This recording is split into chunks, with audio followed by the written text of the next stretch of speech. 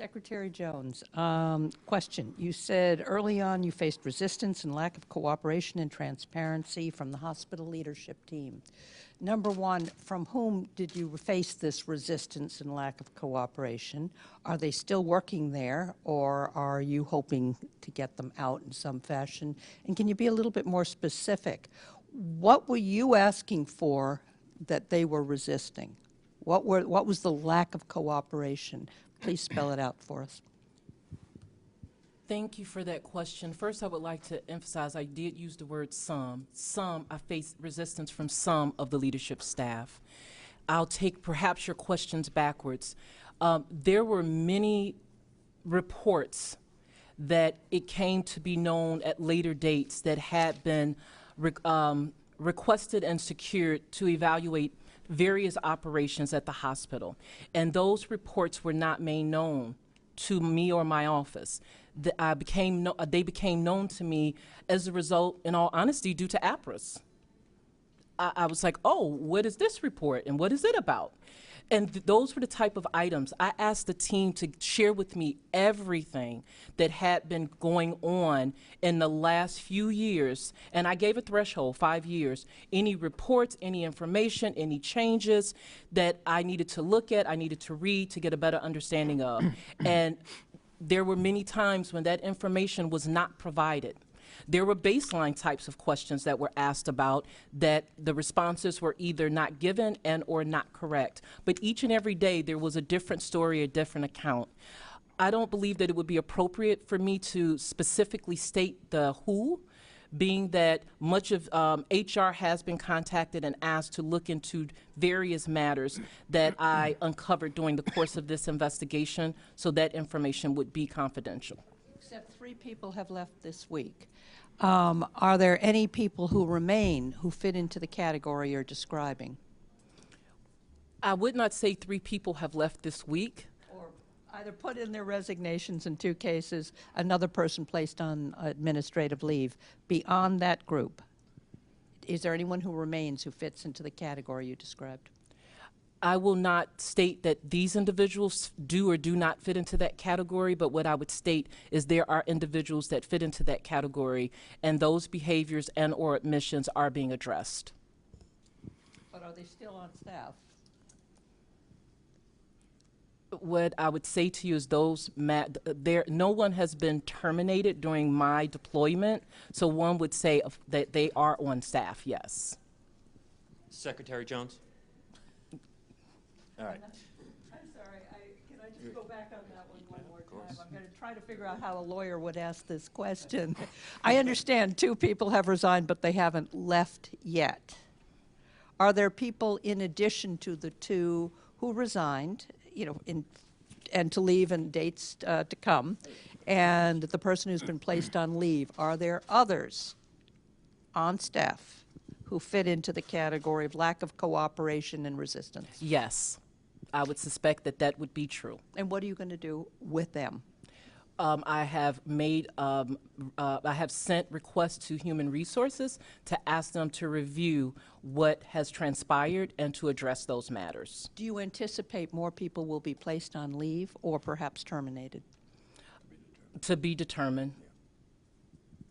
Move on over here. Yeah, all right. So, well, before I get to my main question and follow to Kathy's, what's the timeline on that then, that review of those, HR review? When should we expect to hear news from that? The HR review or reviews are taking place at this time, so I can't directly comment on the HR time frame because they will have many individuals to meet with, speak with, interview, collect information from in order to make their to give us their recommendations on what the next course of action should be. All right, so as you stated and the governor stated at the beginning of your presentation, we wouldn't be surprised by any of the findings in your report, and indeed, for those of us who have covered this for a while, there was really nothing new in your review. You have had Eleanor Slater in your oversight for the past 2 years. Do you feel like you bear any responsibility for the problems that have continued to fester?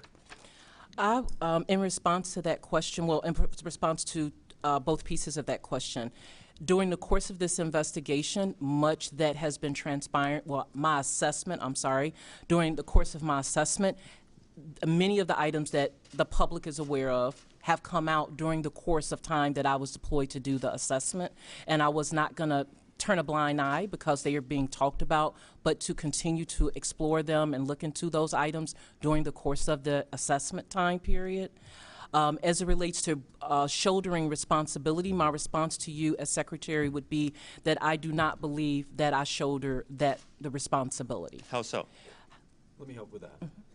So, one of my first interviews with the secretary was that she thought she had oversight of multiple directors, but that wasn't the case. So, it wasn't a direct. We're making it direct in terms of different directors, but that was up right in the budget area timeframe. And the director let me know that she really needed to do her job, but she needed to have the support to do that job. So, yeah, I think that we all bear a responsibility, whether even in the brief time I've been here, but we're addressing the issue, and as I've said to both Rich and the secretary, we're going to be quick, but we're not going to be in a hurry. So I'm sorry, Governor, I don't understand that answer. Say that again. She was unaware that... No, not unaware. In order to manage, you've got to have the authority to manage. And I don't believe that, I think that there was an assumption that the secretary was, overseeing, but there wasn't direct accountability to her as it should have been. So I won't get into more detail on that, but there is direct accountability now with the people who the secretary is responsible for managing in a way that it wasn't in place before. Okay, back here. Madam Secretary, Director, are the hospitals unsafe? We have no reason to believe that the care of the patients, as it relates to that the hospital is unsafe. We've had individuals who have been in and out of our hospital in the last couple of months that have assured us that patient care is actually top notch. Now, the physical infrastructure those are the points that Director Charest has shared in his comments.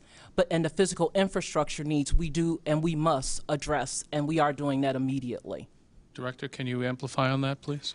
Sure. So, the preliminary denial of accreditation occurred because the Joint Commission assessed that there were some imminent threats to health and safety and to patients' rights. And we've rectified many of those. So with the aid of many state agencies, including DCAM, we've had an enormous amount of effort applied to resolving some of these issues. So as I sit here today, I don't believe that the facilities are unsafe. I think we have a lot of work to do on changing the culture within the organization. And today, or actually this week, we started a survey to gauge employees' assessment of the safety of the environment that they're working in. And what I mean by that, this culture of safety, is that they feel that there's a collaboration when they identify an issue, that they can work with their partners or their fellow employees to get something done, that they can bring issues of concern to leadership without fear of retaliation. All of those things need to happen in a cultural change, and they will happen. So we've started the assessment this week. We will have the results of that survey soon. We will share the results of that survey with our employees, and we will all work together on building a plan on how to modify what needs to be done going forward. Governor, if I can just follow up with you, what's your takeaway from the findings of this 10-page report and the recommendations from the Secretary? Yeah, so I think that there's multiple levels here that, we really focus on the facilities, which I think are important, and the investment that needs made in those facilities. So I think one of the takeaways is on facilities. We, as the Secretary says, we're going to keep a hospital in place, a long-term, what do we call that? LTAC. LTAC, yes, in place. So I think that that's a good position to have taken that wasn't necessarily there when I was reviewing the budget. And then as far as the culture, I think the culture that we're talking about, and just simple, being respectful of one another, whether it's with patients or whether it's with staffing or whether it was with management. Yeah, I think that I'm very surprised that that existed to the level that it has, but it gives you a great deal of possibilities and potential to make an improvement very quickly. So, and then as far as some of the accreditation issues that we're facing today that we weren't facing back in March when the budget was proposed, I've been pretty clear that I was pretty disgusted by that report, right? So, and I believe that the director is addressing that. I think the parking lot is being fixed right now as we speak, right? Right, that's correct. So, and we expect that the lion's share of 500 different types of adjustments or modifications that had to be made from that report are, quickly being addressed. So, yeah, to me, this is a high priority. Otherwise, we wouldn't be here today, and we wouldn't be spending the time that we've been spending on it over the last 100+ days. The good news here is that if we follow through and we manage well and we follow up on the recommendations the Secretary's making and having the director direct this process, that we're going to get there. So we're expecting that, we'll have something for the General Assembly, which they requested in terms of cost analysis of what we're going to do in terms of whether it's a facility retrofit or it's a brand new building, as the Secretary said. We're in the process of gathering that information now. Hopefully we'll have something for the fall if the General Assembly does reconvene in the fall, or we'll take it up in the, in terms of facilities in the next budget time frame when the General Assembly convenes again in January. So the reports, I've been getting briefed, so it's tough to tell when you knew and when you didn't know, but I can tell you that over the last several weeks, this information is very troubling, and it deserves the attention that we're giving it today. And then we'll be held accountable in terms of how well we do, right? Exactly. The execution that we put in place, we'll be held accountable for that, and we're prepared to be put under that microscope. Governor, regarding the personnel moves, Jennifer White being placed on leave and Brian Daly putting in his resignation, they had both raised concerns about practices at Eleanor Slater Hospital, including billing, and some people, including Senator DePalma, raised questions about the timing of that. Can you address that, whether there's any connection between their raising questions about it and the personnel moves regarding them? Well, you had to talk to Dr. Daly. He did put his an email. I texted or emailed a resignation. We quickly, we accepted that resignation, and we certainly thank him for the services he provided. I don't think anybody's been trying to provide services that that they weren't trying to do their best. The problem is that the best wasn't good enough, right? So, yes. So on that one, I think you'd have to refer to Dr. Daly on that. We have accepted a resignation that he gave. Right. I did not ask for it. And so, and then as far as the leave that you're talking about, I think the Secretary answered that right now. That is, going through a process, and I think it's wise not to be commenting on that personnel matter publicly. But there's no connection between that and the concerns that they raised about billing practices? No, we want to get that right? And I think that, I think we will get that right. And I believe that we will be, we will be in a process of readmitting, right, Secretary, in a way that was somewhat delayed. I think that the Secretary mentioned that in the comments.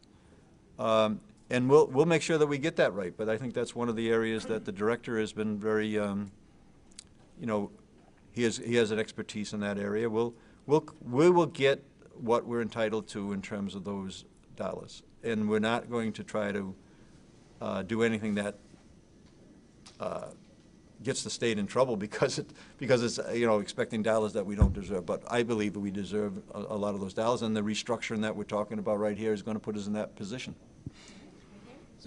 Governor, so how did it get to be this way? You've talked about how your plan won't be secret. I assume that's a reference to the last plan under the previous administration. You've talked about in the past how you weren't getting the straight information. You just talked about how Secretary Jones, there was the difference on what the oversight was. Was there a lack of oversight, or are you laying this on the Gina Raimondo and her administration? No, what I've said, I think that people tried to do their best. Their best was not good enough, right? And so we're coming into a situation where we evaluated that there were plans in progress that I wasn't aware of when I put the budget in. Right? I mean, we showed that we had to go in for an amendment for a $42 million adjustment in the budget because that we were making decisions at the budget time that were not accurate. Right? So I did refer to it as a fairy tale. It was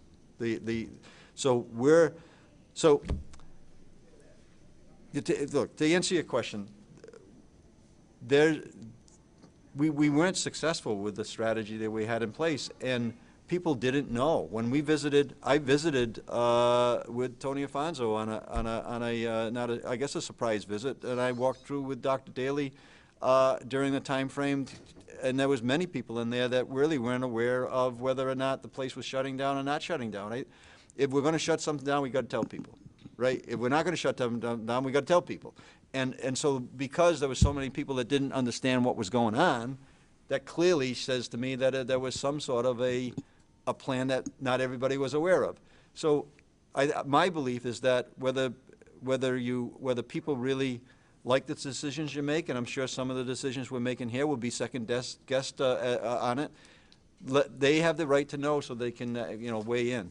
Right now, that wasn't the case, Ryan. You said we, but who do you mean by we? We weren't successful, or the state? Yeah. The state was not successful in this plan, and I would say that that's what you're going to hold us accountable, and over the next couple of years, whether we're successful with this, with the approach that we're taking right now, which is patient-centered and working, talking about the people who are employed here as being people that need to be, factored in. And of course, for the community, we haven't even talked about the community of Burrillville, that in particular in Zambrano, that has made it very clear that they think that's part of the fabric of their community. So, so we as the state, that's what I look at. Just finally, Secretary Jones and Director Charest have said that they believe the facility is safe. So what is the impact of all of these problems on the patients and the patient care at the facilities?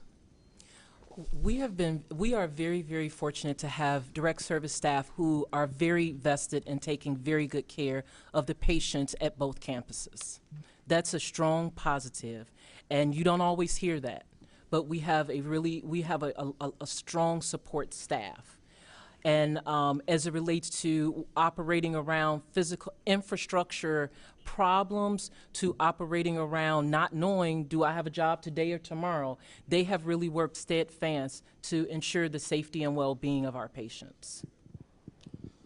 Is there impact on what the patients and their families see with this culture problem, the facilities problem? So I guess I would say, I would echo the Secretary's comments that we've had a couple of agencies come in who have affirmed that the care that's delivered to our patients is exceptional. And so with exceptional care, you have the facility issues which we are now addressing. Some of the other issues that I alluded to in the culture of safety relate to employees that are working there need to be comfortable bringing issues that they feel need to be brought to our attention without fear of intimidation or reprisal. And so we're now also looking to acquire incident reporting mechanisms that allow somebody to report something anonymously to an outside agency that then reports it to us so that they're not identified. We need to know what we don't know, and you have to create an environment that allows the employees to be able to deliver that to you. When you do that, the overall tenor of the facility becomes safer because more things are being identified to you. So that's the context of safety that I'm referring to. Secretary Jones, given the big picture, that the generic core competency to manage a critical care facility like this does not typically exist within state government, and that the mission of a state government is really not to drill down to such a hyper-local level as to manage hospitals, why not take this opportunity to explore divorcing the state from this space and moving this into a private sector organization that's clearly geared up to handle it before we invest countless state dollars, state taxpayer dollars, into new facilities? That's a wonderful question.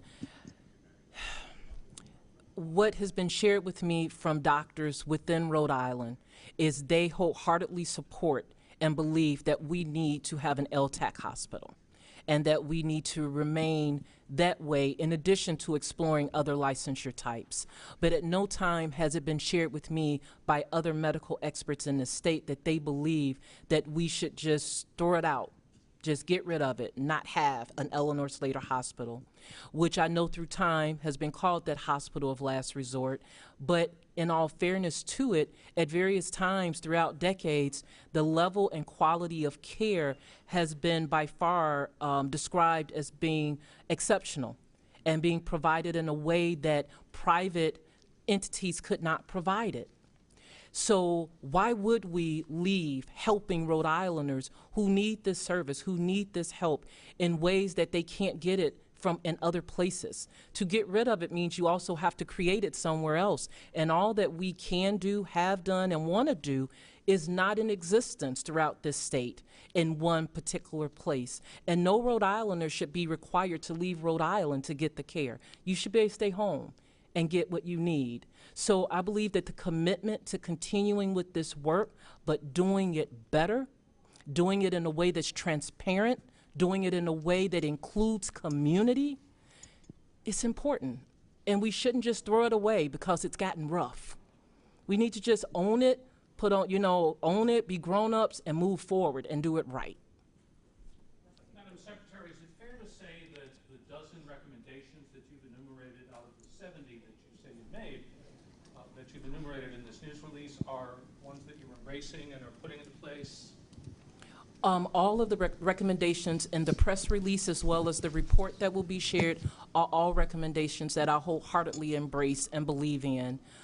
And many of them are not easy, and some may say, do you want to set yourself up for responding to past and present and future? But I believe that they're necessary and it was the right thing to do. Including engaging consultants. Now, as it relates to engaging consultants, I don't want to put an S on the end. We need someone who is an expert. No, I don't want to put an S because I don't want to give the impression that I'm thinking we need to bring in 4, 5, 6 people or entities. But we need individuals who are experts in identifying, based on what you're looking to do with the continuum of care, what the appropriate licensure type would be and how do we go about securing it. And with my assessment, I didn't come across anybody within state government who has that specific expertise that also doesn't have a stake in the game. I want to make sure it's as unbiased as possible. That's my recommendation, and looking at what Rhode Island could be and should be. But I'm not one who goes running to consultants. I believe in building up capacity so we don't have to. We're going to take 2 more questions, and then Eli and then Lynn. Yep, and then we'll wrap. And the Secretary will remain for additional questions. So one of the recommendations in here is to halt the implementation of the proposed Eleanor Slater Hospital plan. But you also have in here that you want to create a new standalone psychiatric hospital at Benton, a closure of Adolph Meyer, and a potential new building at Zambarano. Weren't those all the major elements of the original plan that you proposed in your budget earlier this year, Governor? Yes. And of course, that, like I said, that was part of the $42 million problem in the budget that I believe was, some plans that were going to happen in Cranston that really weren't going to happen in Cranston. So, so I think that there's elements of that original plan that are going to be in the long-term strategy that we're talking about, including, I think it's closing down Adolph Meyer. So, yeah, at the time of the budget, that plan was put out as if it was a plan, but it wasn't really. It couldn't be implemented in a time frame that plan, that I was told during the budget process. And like I said, that's That's the reason for a $42 million adjustment in the budget, right? That we were anticipating savings that were not realistic because you couldn't implement the plan that you're talking about. And Governor, if I may, the recommended plan that was presented previously, there are stark differences in those plans. For example, at this time, it's not looking at closing Reagan. The initial plan from that was produced previously was closing Adolph Meyer and Reagan. The previous plan did not talk about looking at licensure types, but it did talk about not needing an LTAC.